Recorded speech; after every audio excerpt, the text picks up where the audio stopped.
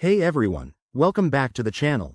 If you're holding XDC tokens in your Revolut account and want to move them to a safer spot like your Ledger Nano X for better security, you're in the right place. This guide is tailored for 2025, but the steps are based on current best practices, so let's dive in and make this process smooth and straightforward. First things first, make sure you have everything ready.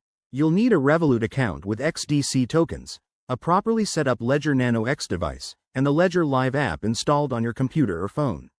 Security is key in crypto, so double check that your Ledger is updated and you've enabled the XDC app on it. Step 1. Open your Ledger Nano X and connect it to your device via USB. Launch the Ledger Live app, go to the Accounts section, and add a new XDC account if you haven't already. This will generate a unique wallet address. Copy that address carefully, as you'll need it for the next part. Now, hop over to your Revolut app. Navigate to your crypto section, select your XDC balance, and look for the withdrawal or transfer option.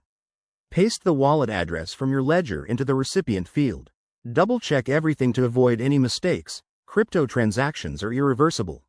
Next, enter the amount you want to withdraw, making sure it's above any minimum limits set by Revolut.